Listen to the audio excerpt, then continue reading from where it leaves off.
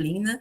Então, nesse primeiro momento, nós vamos estar conversando sobre as diferentes formas de como surgiu a vida, né? O que seria o conceito de animal, o que estuda, o que é a ciência de zoologia, né? A nossa disciplina, zoologia dos invertebrados 1, né? Chamamos de a primeira edição das zoologias, que vocês, durante o curso de vocês de biologia, vocês vão cursar 3 zoologias, né? Essa primeira, zoologia de invertebrados 1, aí a zoologia de invertebrados 2 e a zoologia dos cordados. Então, obviamente, nessa inicial, né, dessa introdutória quanto à zoologia, nós vamos estar primeiramente conhecendo aquele lado mais biológico da vida, do surgimento da vida, né?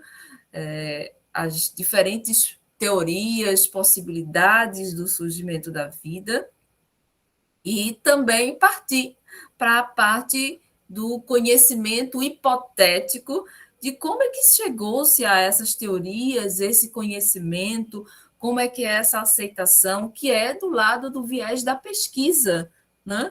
do cientista.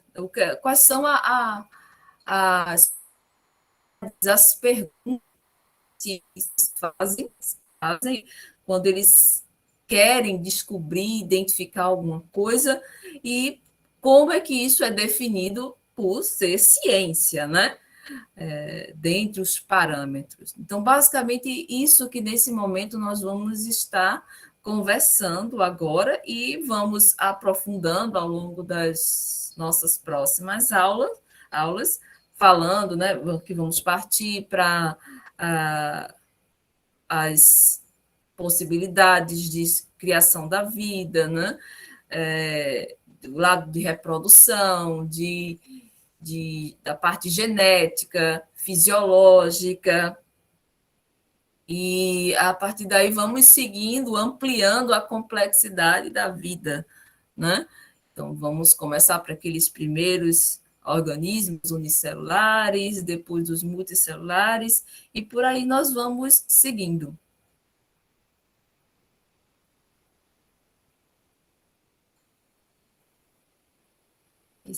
Esse outro computador que eu estou usando, ele é bem lentinho. Mas vamos lá. Se tiver algum problema, se vocês não estiverem me ouvindo, por favor, abram o microfone e se manifestem. Tá? Então, começamos falando sobre a vida. O que é a vida? Né? Quando a gente começa a pensar, a filosofar, né? Antigamente, quando não tinha todo o aparato que a gente tem hoje da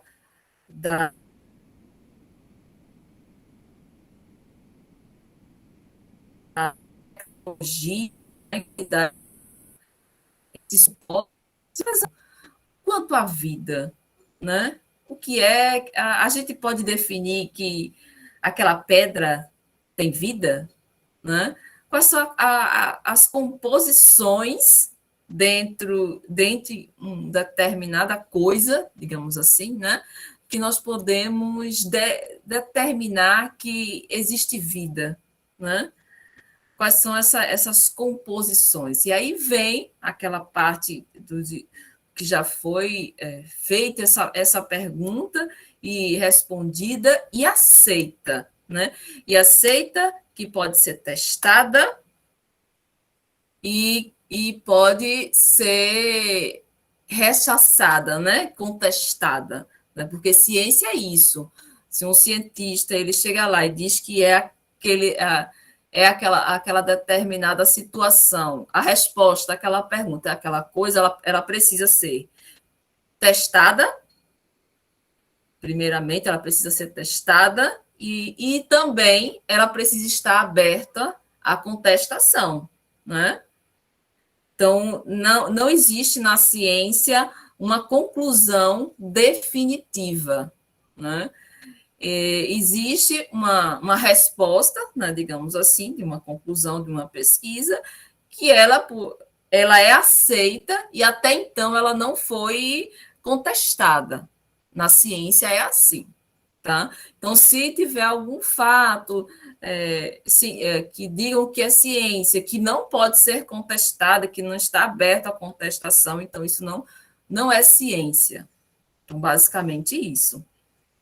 Então, na vida, nós temos alguns princípios biológicos que vão estar relacionados à ciência como toda e a ciência da zoologia, que, no caso, né, fazer as perguntas voltadas ao mundo animal, né? Por que, que aquele animal ele se comporta daquela maneira, né? O que, que está relacionado àquele comportamento de acasalamento, no caso aqui desse estudo desses babuínos amarelos. Então, como é que é o comportamento deles em relação ao ambiente? Porque o ambiente também vai influenciar em outros aspectos do desenvolvimento desse animal,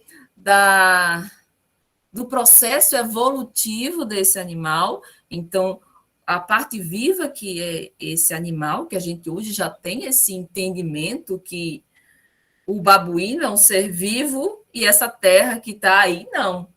Porque isso já foi explicado anteriormente, através de estudos, porque organização molecular, né, com compostos rearranjos, né, proteínas, lipídios, aminoácidos, carboidratos, que fazem essa composição que forma as células. Né? E as células, os organismos são formados de células, que as células vão formar os tecidos vão formar os órgãos, e os órgãos vão formar, o conjunto dos órgãos vai formar aquele ser vivo, multicelular. Claro que vamos também ver aqueles seres vivos unicelulares, mas foi a partir dessas perguntas e desses entendimentos, dessa composição, dessa que a gente chama de unicidade química, que podemos determinar que aquele determinado organismo é um animal. Né? É um animal ou um vegetal, que aí a diferença vai ser essa composição celular, que basicamente a parede celular, que são a composição dos vegetais, e já tem esse conhecimento dessa separação, que foi criado a partir de teorias, e até hoje ela é aceita, só foi melhorada e não foi rechaçada. Isso é aceito, tá? Que está dentro dessas perguntas e respostas. Então, muitas dessas respostas que eu estou falando para vocês, que são da unicidade química, do processo evolutivo, são respostas já dadas a teorias anteriores, que são aceitas e até o momento não foram contestadas como, digamos assim, está errada. Eu tenho uma teoria que é melhor aceita e ela pode ser testada, porque tem isso também. Se cria uma teoria com uma resposta, ela precisa poder ser testada para comprovar. Né? E também desses princípios, precisa atender os princípios leis da física e da química, porque estamos tratando aqui de estruturas físicas e moleculares que vai estar a química ali envolvida. As características essenciais da ciência, né? Ela é guiada pela lei natural, né, que nós estamos falando aqui, essa organização da lei natural, do comportamento dos animais, da interação deles ao meio físico, né, ao meio ambiente, né, das necessidades evolutivas que ele precisa ter, da interação com outros organismos, das possibilidades reprodutivivas, e via aí o conceito do que seria uma espécie. Né? E essas características essenciais da ciência precisam ser esclarecedoras. né? Precisa ter um esclarecimento. O que é que explique melhor isso aí que você está dizendo, essa teoria, porque eu quero entender melhor. Né? Não pode ser, é isso e pronto. Você tem que explicar. Peraí, se você está dizendo que é um cientista, vamos lá. Você tem que atender alguns padrões aí de explicação, precisa ser esclarecedora, precisa ser testada, né? Que de certa forma é provar, né? Mas ela precisa ser comprovada, testada, e não pode ser um negócio fechado, não. Ela tem que estar aberto à contestação. Mas quem for contestar também tem que ser esclarecedor. Não pode ser banda voa, não. É basicamente isso no mundo da ciência, digamos assim. Então, a partir daí, ao longo do tempo, né, as pessoas, os cientistas, né, junto com os filósofos, foram lá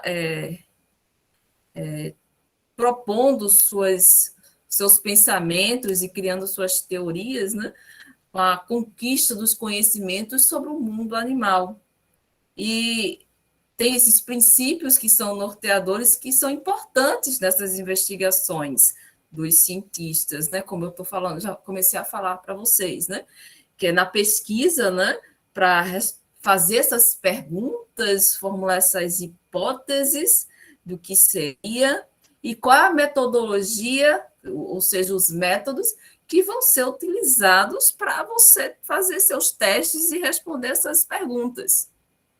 E quais são os princípios que vão ser utilizados ali relacionados a esse animal, esse que vai ser testado. Você precisa conhecer esse animal, a biologia desse animal, né, o grupo animal que você vai estudar, né, por isso que a gente encontra aquele pesquisador, ele é especialista naquele grupo lá, tal, de animal, de babuíno, ele é especialista em crustáceo, né? Aquela família de crustáceos, porque a gama de conhecimentos que precisa se ter é tão grande que quanto mais o pesquisador estuda, mais ele fica específico acerca daquele grupo. E mais perguntas ele vai tendo para poder responder. E a partir daí vão surgindo as teorias próprias daquele pesquisador e as metodologias que ele utiliza para responder aquelas perguntas. Né? Então, e conhecer também esses grupos animais para aplicar esses métodos, né, como forma aqui o tópico, porque todos os seres vivos compartilham uma origem evolutiva comum, que aí é a questão da ancestralidade, né, que cria-se a árvore filogenética para conhecer, né, a descendência desse grupo que esse pesquisador está se propondo a estudar. Tem que conhecer seus ancestrais para saber por que aquela patinha é daquele jeito, por que ele tem aquela mandíbula daquela maneira, para saber se antes ele era carnívoro, e explicar a alimentação desse animal dos dias de hoje e por aí.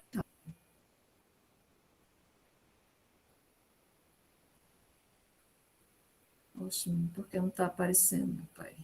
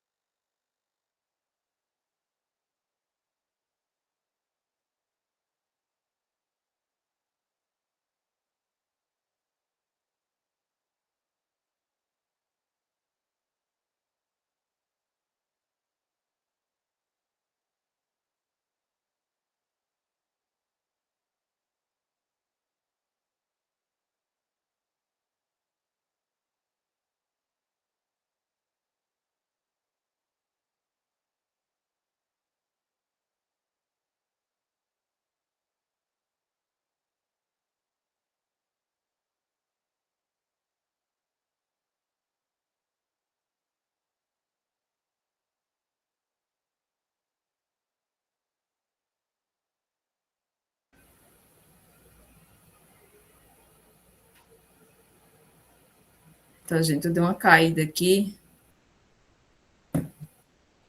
Todos me ouvem? Todos me ouvem? Sim. Eu dei uma caída aqui, aí por isso que eu vi que estava parada, aí eu não fiquei falando sozinha, não, porque eu vi cair, tá? Mas, então, quando a gente fala, está falando sobre o conhecimento desses animais ao longo do tempo, né, da sua ancestralidade, estamos falando sobre o conceito e o entendimento acerca do processo de evolução, né? Então, eu coloquei aqui esse exemplo meio que lúdico, né, do Pokémon. Eu acho que está meio atrasado o tempo, né? Eu acho que ninguém de vocês assistiram o Pokémon quando era criança, né?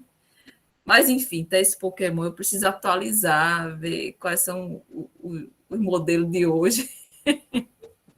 Mas o Pokémon, ele evoluía, né?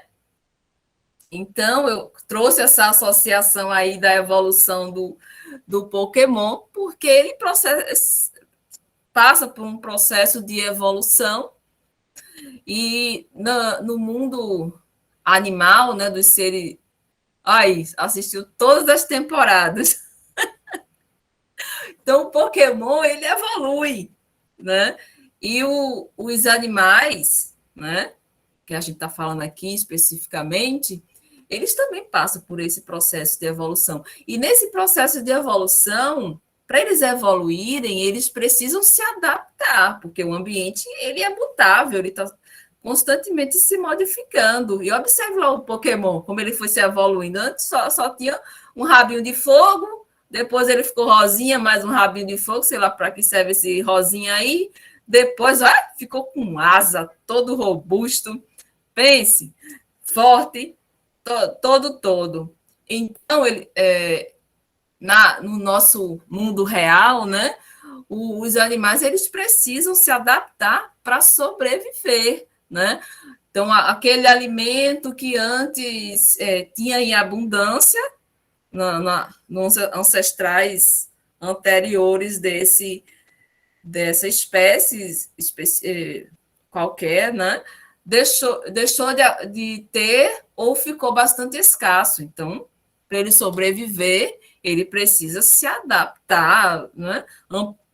Ampliar ou mudar o seu hábito alimentar para poder continuar perpetuando a espécie. E isso é uma característica de adaptabilidade que vai tender para um processo de evolução, né? Que a gente, quando a gente fala de evolução, tem várias coisas aí envolvidas nesse processo que vão estar relacionadas à seleção natural, né, na seleção das espécies, de que Charles Darwin fez aquela viagem ao longo do Beagle, durante cerca de seis meses. Foi 6 meses?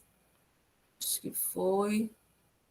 Ou foram 6 meses, ou foi um ano. Agora perdeu a memória, mas ele fez essa viagem ao longo do Beagle, então ele percorreu todos os continentes, acho que foi um ano, gente, todos os continentes, e fazendo todas as identificações das espécies, né? E ele já era um cientista renomado na época, e foi daí que ele escreveu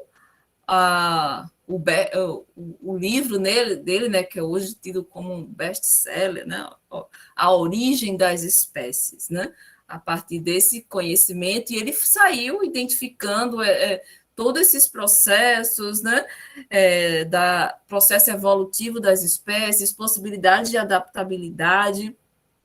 Então, e ele fazendo sempre essas perguntas e tentando dar essas respostas naquele caderninho dele de anotações.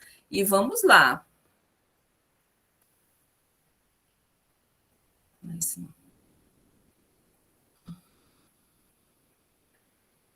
Então, e com base nisso, nesses estudos evolutivos das espécies, foi se identificando qual a história de vida de cada animal, cada formas vivas, as conexões entre as espécies, quanto aos seus ancestrais comuns, porque aquele ossinho é daquele jeito. Então, aquele ossinho foi do mesmo ancestral, só que ao longo do tempo houve uma separação evolutiva, que essas espécies, apesar de ter a mesma descendência evolutiva, eles se separaram ao longo do tempo por algum motivo a ser investigado. Então, isso os pesquisadores, cada um que está naquela espécie de estudo foco, vai lá e estuda quais são essas possibilidades que fez essa ramificação, que é a separação, né, para ter essas diferenças, né, o mesmo ossinho em comum, ele teve essas diferenciações, né, entre a baleia, pássaro, cão e humano, né? Então, eles têm o mesmo ancestral comum. No entanto, no processo de evolução, houve essas ramificações em que seguiram caminhos evolutivos diferentes, e por isso temos aí, nesses 4 exemplos de espécies diferentes, que hoje são totalmente diferentes ao nosso olhar. Deixa eu só pegar aqui o carregador do meu computador, gente. Só um minutinho.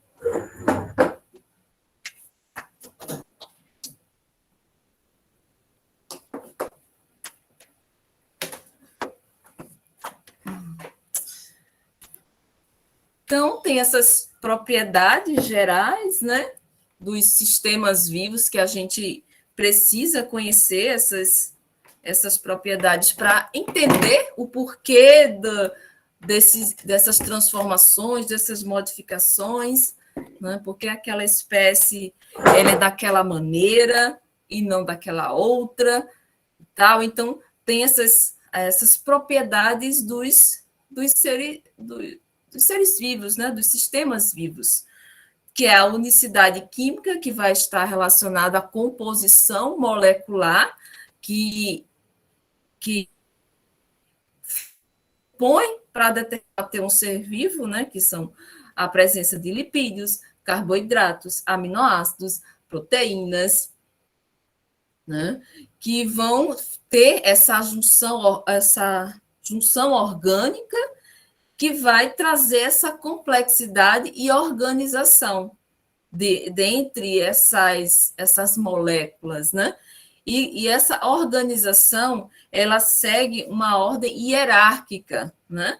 Que é partindo da célula, as células vão formar os tecidos vão formar os órgãos, e os órgãos vão formar o organismo, né? Então, isso é que a gente chama de organização hierárquica desses componentes da natureza, né? do mundo animal. E essas propriedades também incluem a capacidade de se reproduzir, de propriedades de passar a herança genética, e também da mutação,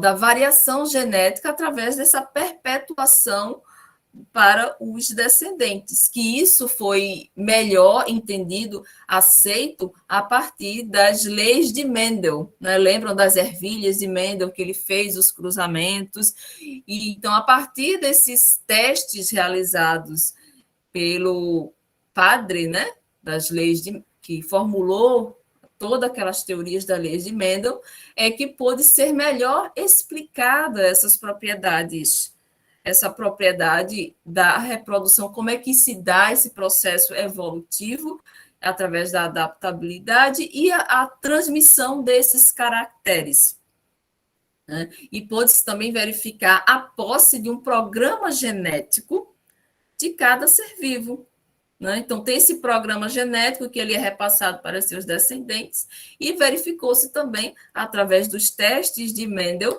que esse programa genético ele sofre variações ao longo do tempo, e também é influenciado pelo ambiente físico, tá?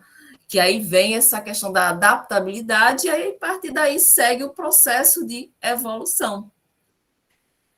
Outra propriedade é o processo metabólico, né, das moléculas para catabolismo, que é a quebra de moléculas, e anabolismo é a formação de moléculas. E nesse processo metabólico é todo esse processo de catabolismo e anabolismo que vai estar acontecendo dentro desse organismo para garantir a vida naquele organismo individual, desde ele sendo unicelular, uma única célula, ou multicelular. Vai haver esse processo de metabolismo que é esse catabolismo e anabolismo, esse funcionamento aí dessas moléculas, né? Catabolismo quebra de moléculas e anabolismo construção de moléculas.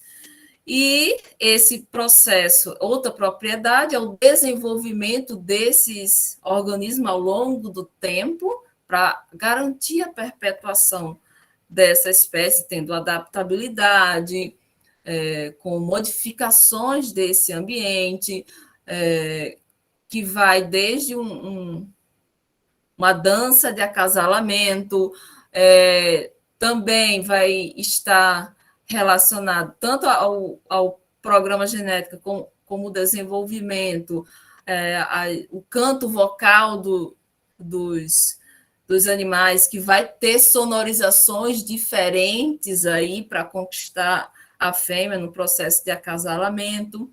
Né?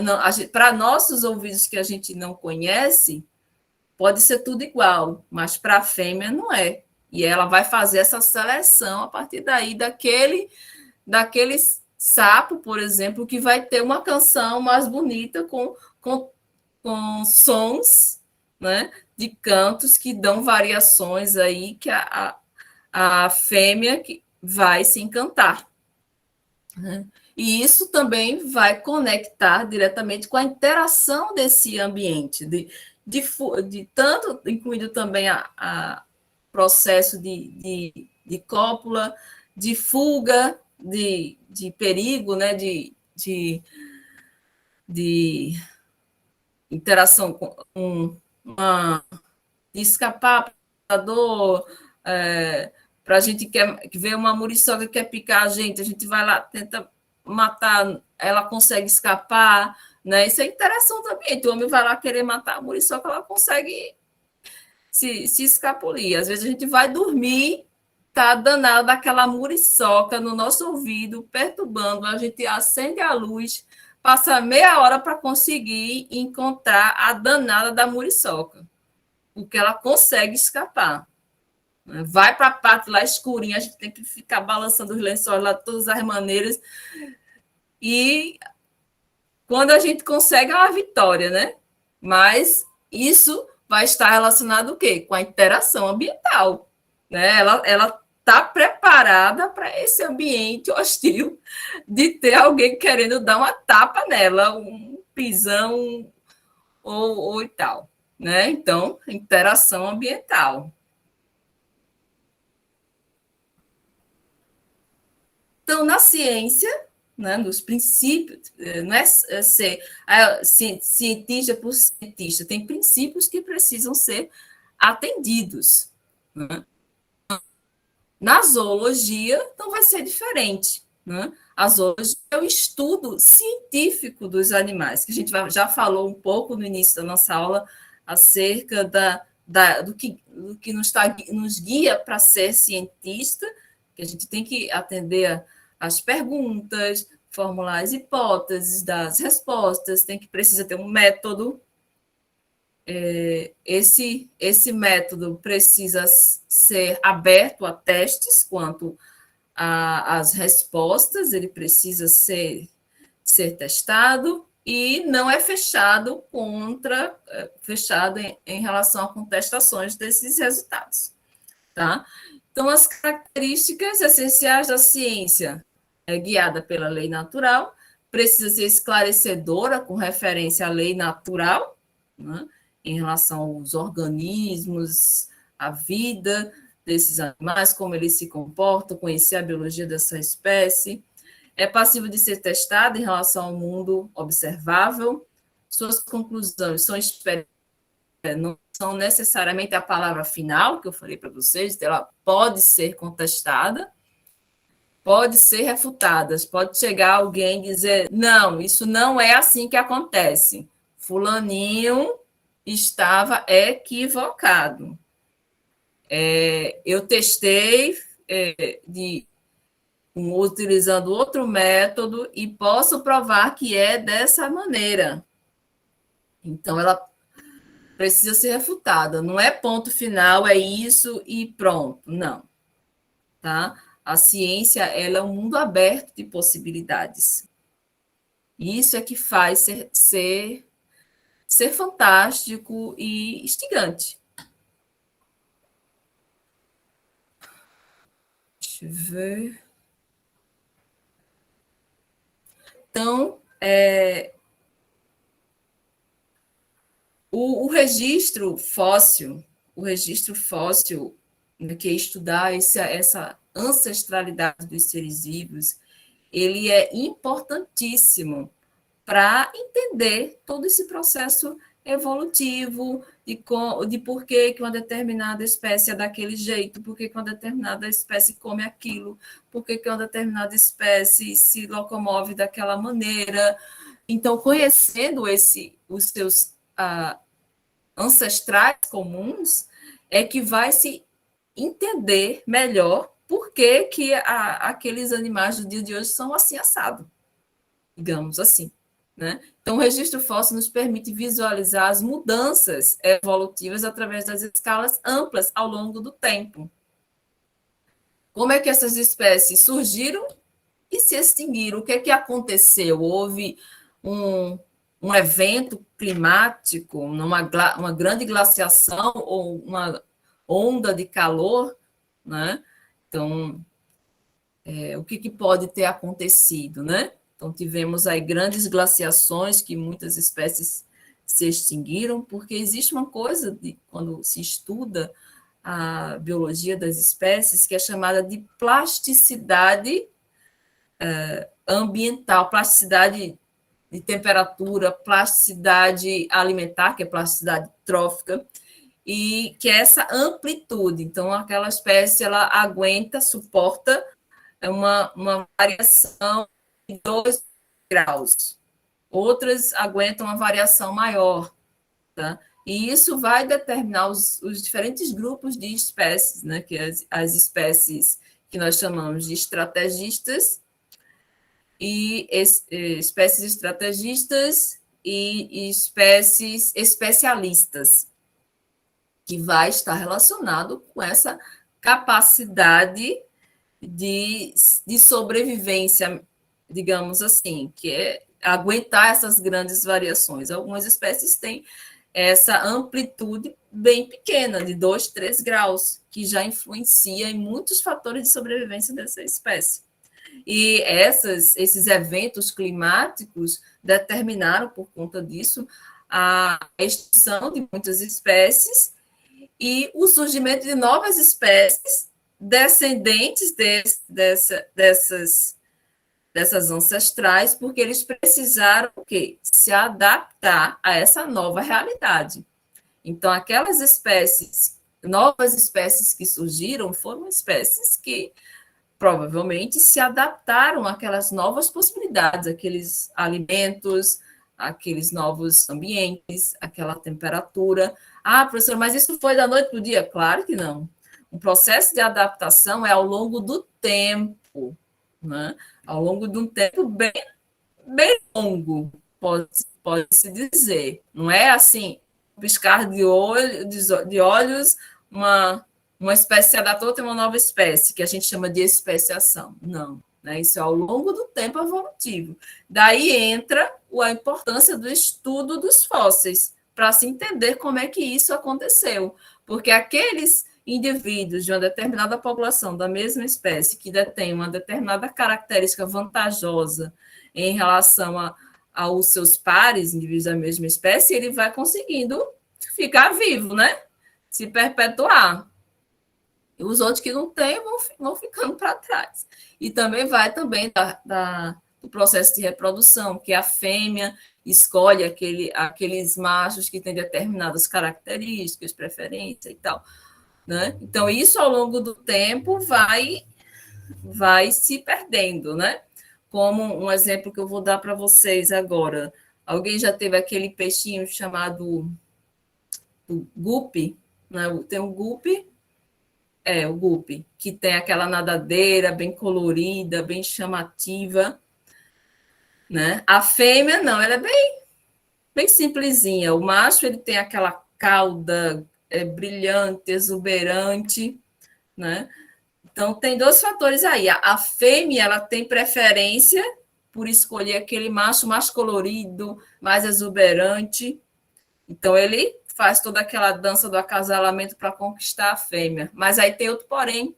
Quanto mais brilhoso e chamativo o macho mais susceptível ele fica para os predadores. Ele está lá dançando para a fêmea, de repente, puff, é pego pelo um predador, e já era. Então, esses mais chamativos vão tendo menos indivíduos chamativos e ficando aqueles mais simplesinhos, porque são os que chamam menos atenção para os predadores. Então, isso é um processo evolutivo, né? Então, dois lados, tem duas pressões aí, a pressão da fêmea, que escolhe o mais bonito, e a pressão da natureza, do ambiente também, outra pressão do ambiente, que aquele chamativo é presa mais fácil, né? Então, o processo evolutivo dos machos do guppy está tendendo para aqueles organismos que têm aqueles peixinhos machos que são menos chamativos ficar mais, aí ter a chance deles com as fêmeas, né? Se não tem os coloridinhos, as fêmeas vão ter que escolher os outros, né? Então, aí, ao longo do tempo, o processo evolutivo, né? Aí a gente vê um exemplo que todo mundo conhece, eu já talvez tenha cultivado um peixinho alguma vez e saiba quem é esse peixinho. Então, o processo do dia a dia que a gente está visualizando que pode ter aí um processo evolutivo, que isso acontecendo ao longo de um tempo, a tendência, né, é que esses machos mais coloridos, eles não, sejam mais escassos, né, ou desapareçam, até desaparecer. Alguém fez alguma pergunta? Porque eu estou aqui concentrada falando, eu nem estou lendo os coisinhas. Depois alguma coisa para falar, você abre o microfone, eu posso me passar nessas caixinhas, tá, gente? Então, as espécies também, por conta do seu. Tem um programa genético de duração dessa espécie, né? Tem isso também. Então, as espécies sobrevivem de 1 a 10 milhões de anos, que é a programação genética daquela espécie. Depois disso, a tendência das espécies se extinguirem e, ao longo do tempo, outras espécies vão surgindo. Né? Então, por isso que tem esses ancestrais, né? Porque eles passaram do tempo deles de vida, daquela espécie específica. Então, com isso, com o conhecimento desses estudos dos fósseis, que a gente, como cientista, consegue entender melhor, né? Através desses grupos, que a gente chama dos táxons, através do tempo, entender o porquê daquela conformação daquele osso, a conformação daquela asa. E aí vai se criando os padrões de diversidade ao longo do tempo.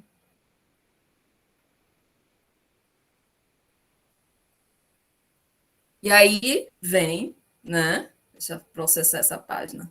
E aí vem as teorias da evolução criadas por nosso grande amigo Charles Darwin, que teve a coragem de ficar por tantos meses naquele navio, talvez até pegar piolho, sarna, o que for, comendo um monte de coisa estranha, em nome da ciência, né? Ele trouxe a teoria completa no livro, na Origem das Espécies e a Seleção Natural, que ele trouxe essas 5 teorias principais, que é a mudança perpétua, que essa modificação do gene a partir do processo de reprodução, que ele consegue perpetuar a espécie através do cruzamento entre o macho e a fêmea, a descendência comum, que vai estar relacionado com a ancestralidade, da multiplicação das espécies. Eu coloquei o conceito de cada um também, mas tem no livro lá, tá, gente? Então, a multiplicação das espécies, que vai estar relacionada com como se dá essa multiplicação genética através do processo reprodutivo, e o gradualismo, que é essa transferência genética e modificações ao longo do tempo. E a seleção natural, que é a que a gente conversou, que vai estar relacionada a aquelas espécies que têm a melhor adaptabilidade ao longo do tempo, vão sendo selecionadas e vão sobrevivendo e vão se perpetuando. Então, na mutação perpétua, que é o conceito, então, ela afirma que o mundo vivo não é constante, nem perpetuante ciclo, mas está sempre em mudança, com continuidade entre as formas de vida do passado e do presente. Então, esta teoria só foi aceita após a defesa das outras 4 teorias. Então, observem, né, na ciência, né, ele falou, mas ele não conseguiu desenvolver uma explicação aceita, né? Ai, meu pai, foi demais. Então, da mutação perpétua. Então, ela eu acho que foi errado. Essa aqui eu já falei, não foi, gente? Eu errei. Então, a descendência comum. Darwin propôs que todas as plantas e animais descendiam de uma única forma ancestral. Então, veio as teorias de Lamarck, que advogaram múltiplas origens independentes, e, né? Então, a história da vida também é... Oi, tem algum problema na rua? Qual foi essa forma Oi. ancestral? Qual Ah, foi essa essa forma forma ancestral, que ancestral? é o que a gente está falando de ancestral. Perdão, pode falar. Não, eu só repeti para a senhora escutar. Ah, tá. Então, essa forma ancestral é esse ancestral comum que eu estava falando para vocês no início da aula, né? Descende de uma única forma ancestral. Então, teve um ancestral comum que saiu tendo essas ramificações, que foi essas que a gente chama de cladogênese, né? Que tem essas diferenciações ao longo do tempo, e daí vem aquela árvore filogenética, deixa eu montar uma árvore aqui, essa árvore filogenética em que foi se ramificando, ramificando e surgindo novas espécies, tá? Então, segundo Darwin, dos estudos dele que ele fez, tem uma única forma de ancestral comum, que aí mais na frente a gente vai ver que estava relacionado à criação de protoplasmos a partir do oceano, que houve como é que é a palavra? Então, as moléculas no oceano tiveram um rearranjo, né, que primeiramente surgiu protoplasmas, e esses protoplasmas sofreram reações químicas, e a partir daí surgiram os primeiros organismos vivos, que é esse ancestral que Darwin se referia, né, esse ancestral comum. Né? Esses animais tinham um único ancestral comum. Então, Lamarck discordava dele, ele dizia que eram múltiplas origens independentes. Era, era isso que você estava na dúvida, Belissa? Acho que sim, né? É, professora, eu pensei que tinha um nome essa única forma ancestral. Ah, não. É o, o ancestral comum, né? A gente pode até dizer que seria esse, talvez esses protoplasmos, mas que no caso aqui não foi esse nome que Charles Darwin deu, ele deu uma forma ancestral. Né? Mais na frente surgiram outras teorias que complementaram essa teoria de Darwin. Né? Ele não deu um nome, ele disse forma ancestral. E eu acho que era isso, né? Que aí hoje tem o nome de protoplasmos, mas que não foi exatamente Darwin que deu esse nome. Pode falar, José. O professor Daniel está solicitando a entrada aqui na sala. Eita, meu pai. Então, vou ter que. Deixa eu ver aqui. Porque para eu pedir a entrada dele, eu vou ter que minimizar aqui.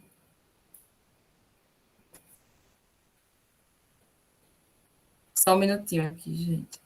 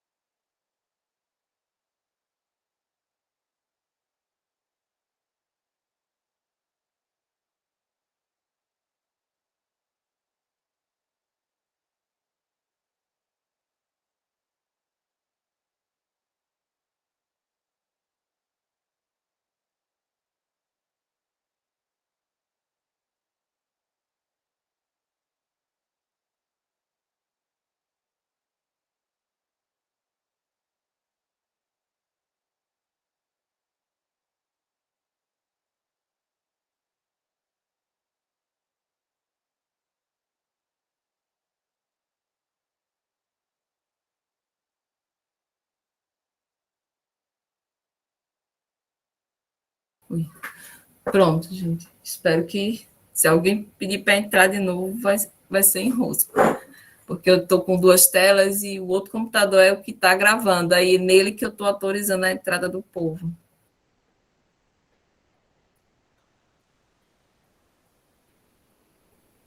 Vamos lá. Onde é que eu parei? Então, a história de vida, né, quando a gente fala de descendência comum, né, são características que, que os organismos têm, das espécies, que tiveram um ancestral comum, forma ancestral comum. Lembra daquela outra que tinha lá ossinhos coloridos?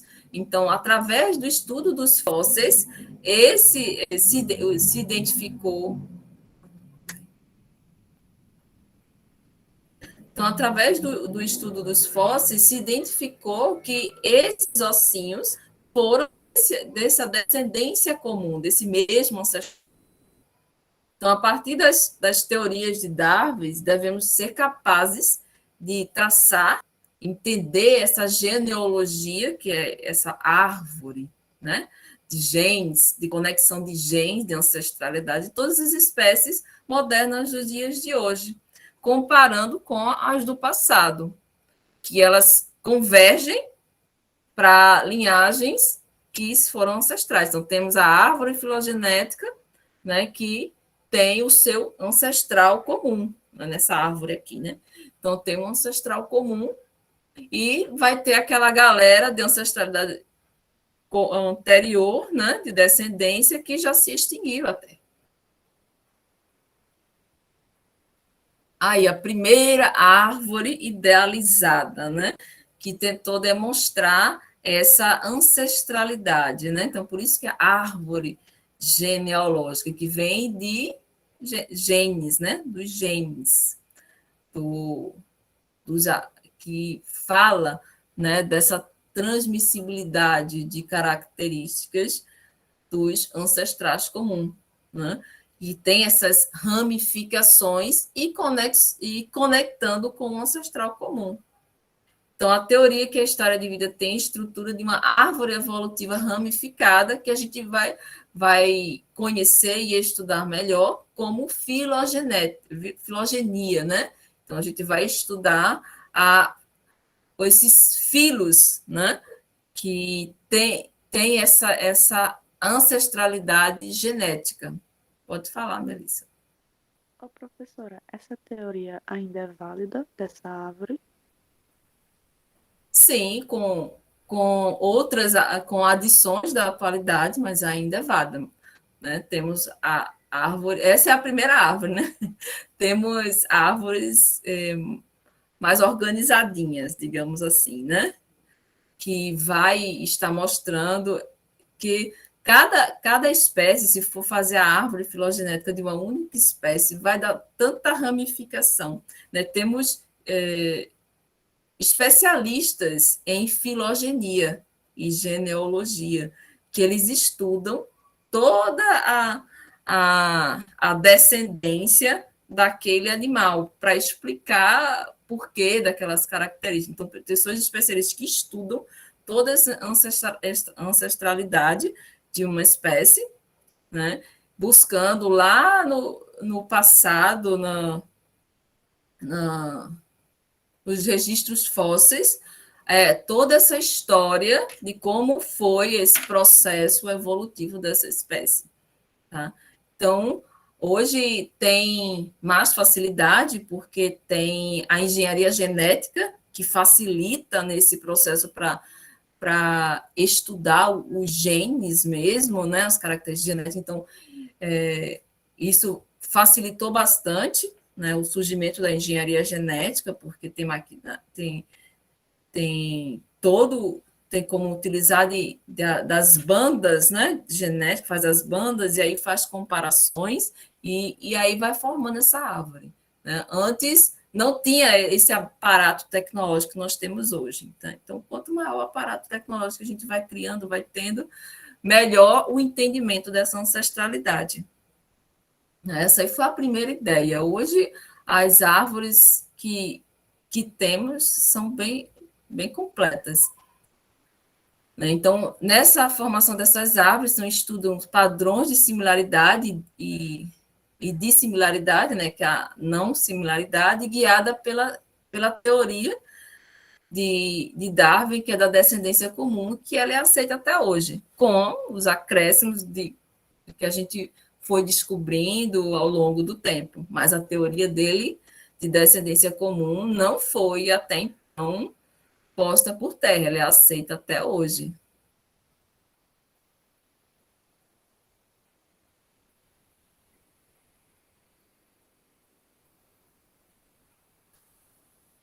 Então, a multiplicação de espécies, né, que é a terceira teoria de Darwin. Então, o processo evolutivo produz novas espécies pela divisão e transformação de espécies mais antigas. Né? Então, esse processo aí evolutivo produz a especiação, que são as espécies novas, que vai estar relacionado com a divisão e transformação das espécies que haviam anteriormente e agora temos as espécies novas. E elas todas, observem que essas teorias, elas todas se conectam. E aí a gente volta novamente a falar da descendência comum. Quando a espécie está totalmente formada, a reprodução entre os membros das espécies diferentes não ocorre ou é muito restrita, de forma a permitir que linhagens de espécies possam emergir. Então, as diferenciações, quando elas se diferenciam tanto que elas não se reproduzem entre si. Então, são espécies diferentes. Antes era da mesma espécie, mas houve tantas modificações ao longo do tempo, processo evolutivo, que elas se separaram ao ponto de não se poderem intercruzar.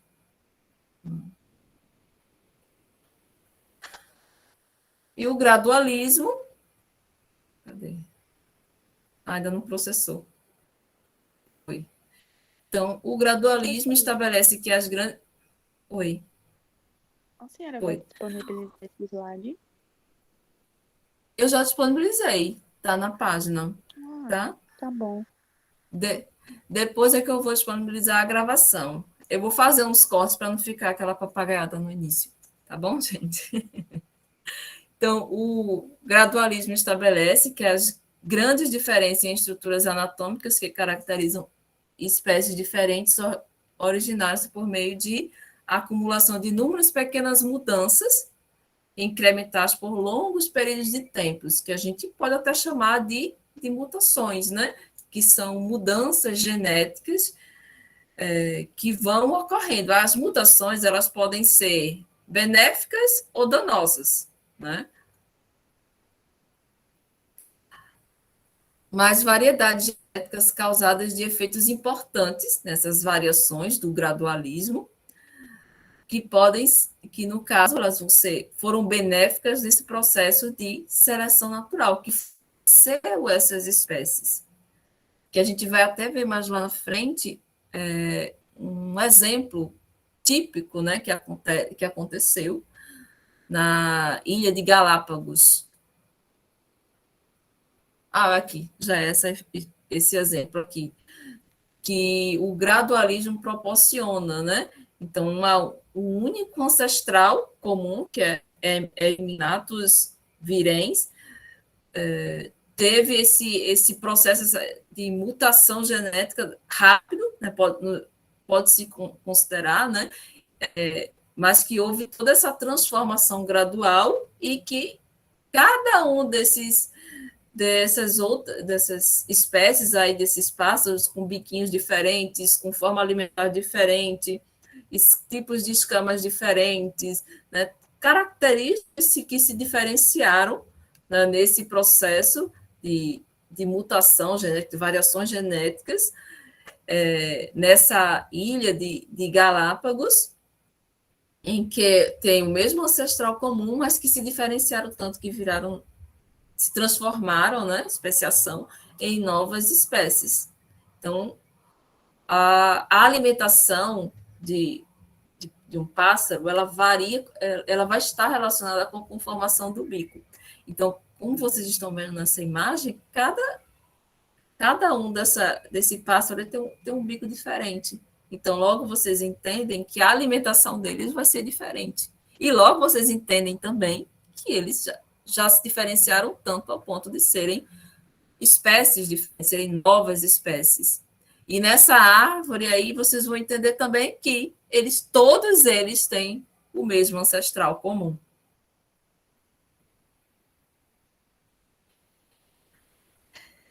E a última teoria do nosso grande amigo Charles Darwin, que é a de seleção natural, que foi, de fato, o bater o martelo para ele ser aceito nas teorias dele depois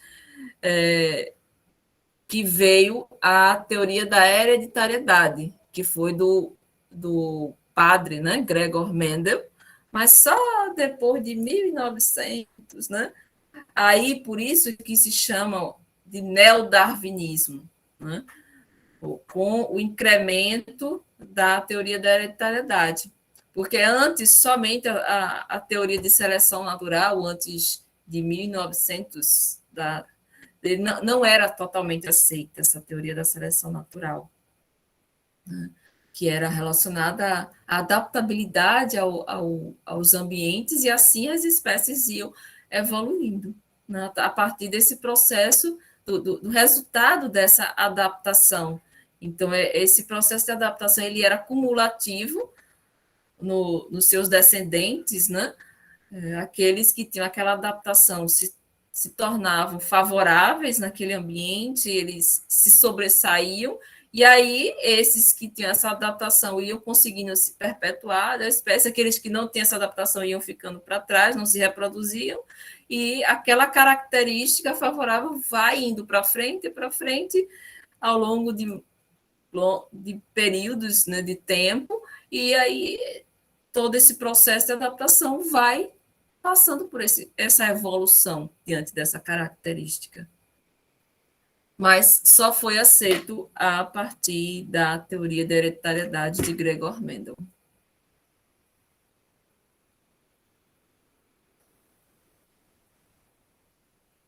E aí, nessa figura, né, vocês verificam um exemplo dessa teoria da evolução darwiniana, né? As formas diferentes dos membros anteriores destes vertebrados, que aí, ao longo da seleção natural, foram acontecendo adaptações das funções diferentes, elas podem evoluir para uma nova espécie ou se extinguir, tá, gente? Então, nas nossas próximas aulas, nós vamos estar falando mais a fundo desse processo de adaptabilidade, da funcionalidade dos membros, né? Como isso tudo ocorreu, como acontece, né? A gente já está falando um pouco. E aí, na nossa próxima aula, eu vou falar aqui, deixa eu ver se é esse aqui. Ah, não, eu vou. Vocês estão de boa? Eu posso falar mais um pouquinho? Então, né? Eu só vou beber uma aguinha aqui, só um minutinho, gente. Intervalo de 2 minutos para a água. Espera aí.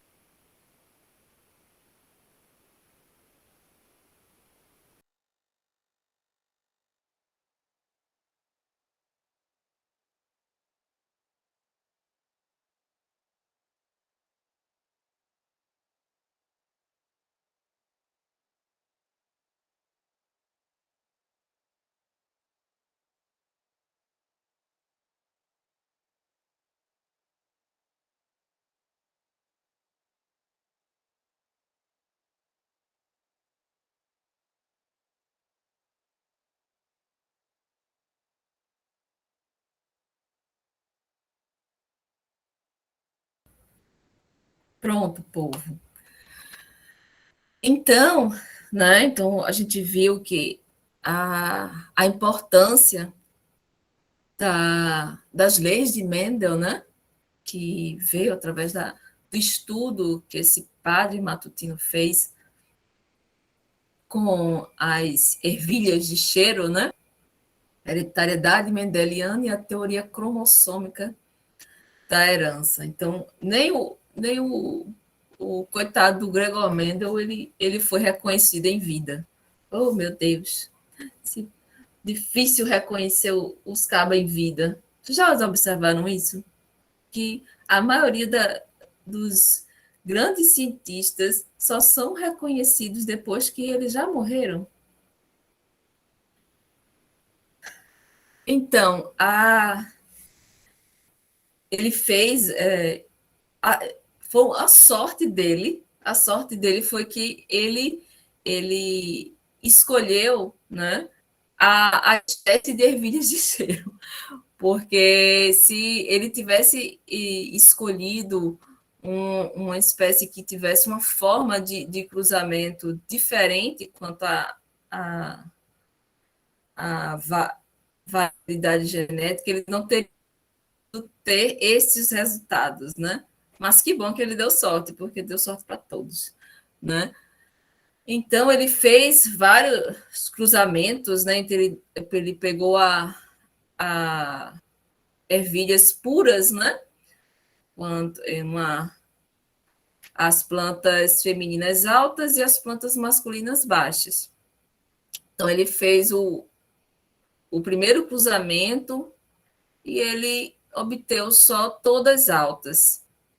Ele ficou assim intrigado, por que se saiu todas altas? Até então ele não tinha se tocado da questão da dominância das características, né?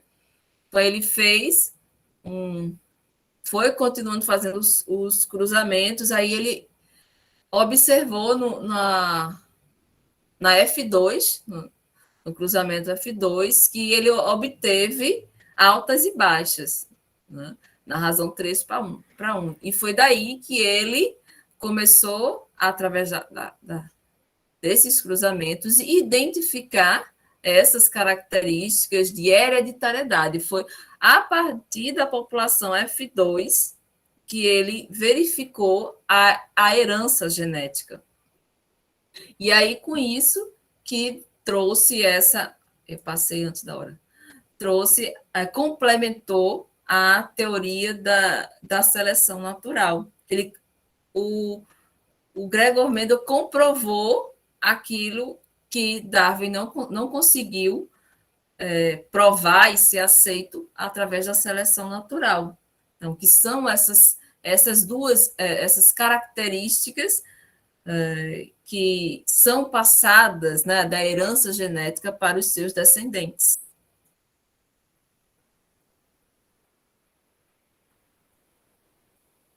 Aí também vem a contribuição da biologia celular, o entendimento dos cromossomos, dos alelos, das características que são passadas para os seus descendentes, os cromossomos que eles se dividem em pares, que vão se separar na divisão nuclear, né? Então, a contribuição da biologia celular também foi primordial para o entendimento, e ainda do entendimento do processo de evolução das características das espécies, como ocorre, né? O entendimento do celular, depois vem o entendimento do organismo, e por aí vai, né? Organismo, dos tecidos, e foi-se, e ainda temos estudado as especificidades de cada ser vivo,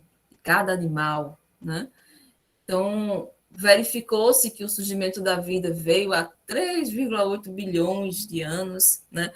Que surgiu o primeiro forma de vida, né? Os primeiros organismos vivos foram protocélulas ou protoplasmas, eu falei no início para vocês. Então, unidades que eram o quê? Essas unidades autônomas, delimitadas por membranas com organização funcional complexa, que permite certa atividade que era essencial para ver o quê? A replicação, através aqui, ó, da divisão celular.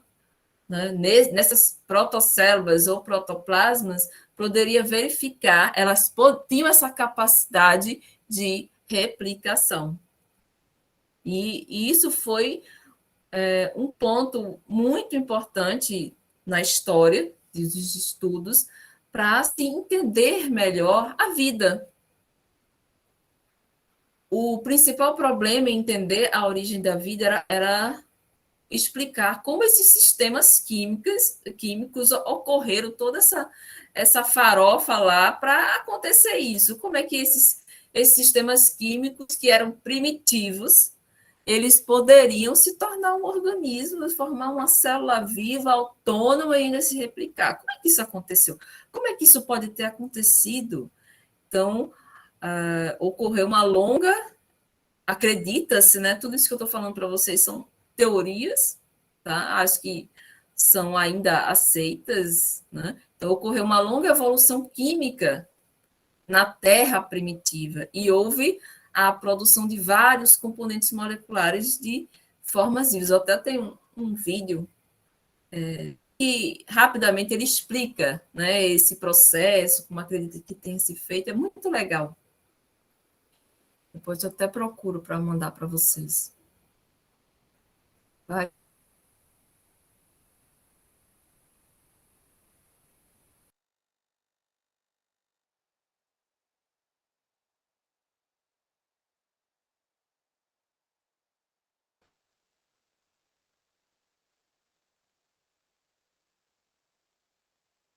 Vai de novo.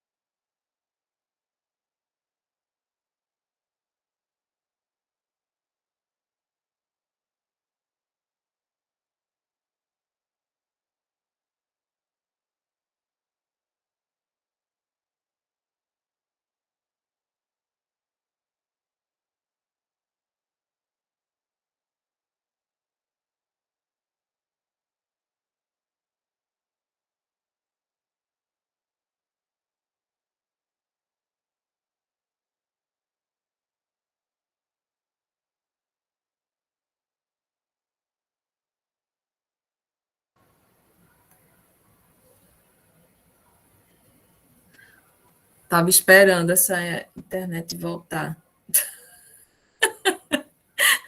Voltei, gente.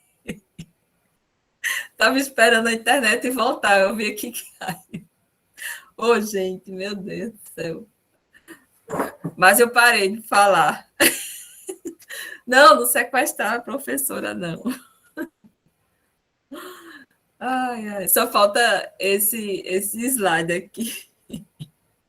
Então, gente, a origem dos sistemas vivos que a gente estava falando, né, das protocélulas, então chegou-se a conclusões, né, que antigamente tinham lá enzimas, as primeiras enzimas e moléculas que elas eram autorreplicantes, que eram similantes ao RNA, né?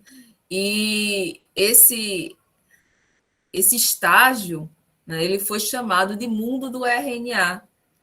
Então, tinham lá as proteínas catalisadoras e que elas representavam vantagens importantíssimas sobre esse RNA.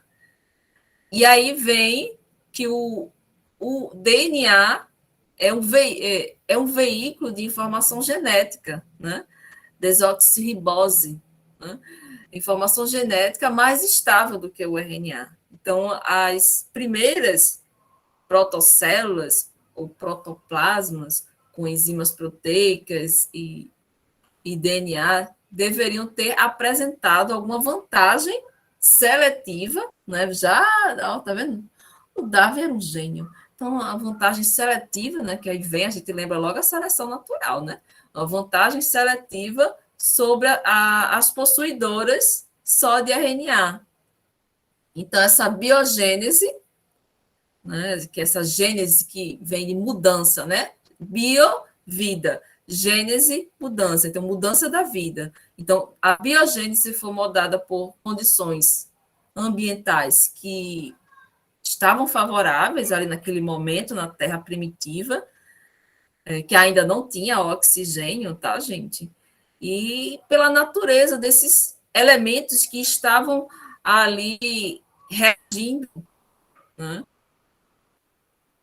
O mais forte seguindo adiante por os mais fortes nesse segmento dessa composição aí, foram adiante, passando adiante para a seleção natural, né? A força da seleção natural levou ao processo de evolução até seguir os primeiros organismos que podemos chamar de ancestral, o ancestral comum, né?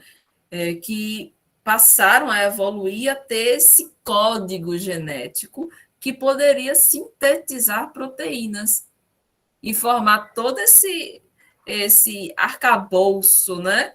Então, esse aqui é o primeiro ser vivo. Esse foi o primeiro, o ancestral comum da galera toda. Então, eu, vocês, tudo saímos de um negocinho chamado de conjunção ali do protocélulas, que foi através desse processo de seleção natural. A gente era só um negocinho lá no fundo do mar que gerou isso aí, essa farofa toda que a gente tem no planeta Terra, que a gente chama de diversidade biológica. Tudo surgiu de um negocinho de DNA, de RNA, que foi ali e fez uma reação, os elementos que reagiram, né? E aí saiu essa farofa toda que a gente é hoje. Então, nas próximas aulas, né? Deixa eu ver. Nas próximas aulas, a gente vai continuar falando, né? Esse slide tem a aula 1 e a aula 2, né? Esse arquivo que eu mandei para vocês. Então, na próxima aula, a gente vai começar a falar sobre as particularidades alimentares dos grupos, né? Hoje, a gente dá esse processo de iniciação da nossa aula. Deixa eu tirar aqui. Dá essa iniciação aí da nossa aula para vocês entenderem. Deixa eu Ai, meu pai. Interromper. Dar essa parte introdutória para vocês terem já uma noção do que é a zoologia estuda, o que é que eu vou estar fazendo aqui nessa disciplina, né? Para vocês entenderem como tudo vai acontecer, o que é que a gente vai estudar, entender o que é ciência, né? Como se começa uma pesquisa, que não é simplesmente dizer que está fazendo uma pesquisa, tem que ter um arcabouço aí, né? Para se atender, para ser uma pesquisa. Primeiro tem a pergunta, que vão fazer as séries, as hipóteses de respostas que vai se obter, né? Desenvolver o método, qual o método que vai ser aplicado para achar essas respostas e incluir esse processo de a resposta, né, através do método aplicado. E aí, né, a sua resposta, que vai ser a conclusão da pesquisa, não necessariamente ela é definitiva. Ela pode ser rechaçada, né? Desde que essa pessoa, esse pesquisador, rechace, ele tenha uma justificativa, ele consiga desenvolver uma justificativa aceitável. E foi a partir de todo esse processo da ciência que na zoologia, né, tudo começou, né? Por Charles Darwin, né, que fez a viagem no Beagle, tá? E que ele descia ilha por ilha, continente por continente, e fazendo várias anotações e registros dos grupos animais e vegetais constantes em cada região, cada continente que ele viajou. Então, ele foi fazendo todos os registros e criando essas teorias que a gente conheceu hoje. E é com base nessas teorias que a gente vai seguir os nossos estudos em relação aos animais, que é a zoologia da nossa disciplina, e buscar entender as etapas seguintes, né? O processo reprodutivo, interligando a evolução, que foram as modificações dessas características através da adaptabilidade, falar um pouquinho sobre genética, tá? Falar sobre características genéticas desses organismos, de desenvolvimento, reprodução, alimentação, a biologia dos animais como um todo, né? E depois que a gente conhecer essa parte toda básica, é que a gente vai começar a falar sobre os primeiros organismos, tá? Mas acho que lá para metade o final da disciplina, né? Perto do final, né? Que a gente vai estar falando sobre essa parte. Então, até então, a gente vai estar, né, nessa parte de conhecer, né, os seres vivos na parte geral, para ter essa boa base e vocês conseguirem entender nas próximas disciplinas, passando até por vocês a questão de classificação de organismos, identificação, saber o que é uma espécie, por que é escrito em negrito, por que é escrito em itálico, por que uma espécie tem 2 nomes, por que uma espécie, por que é espécie, o que é espécie, o que é ordem, o que é família, o que é gênero, né? O que determina isso, todas essas divisões. Então, toda essa parte básica a gente vai estar estudando ao longo dessa disciplina.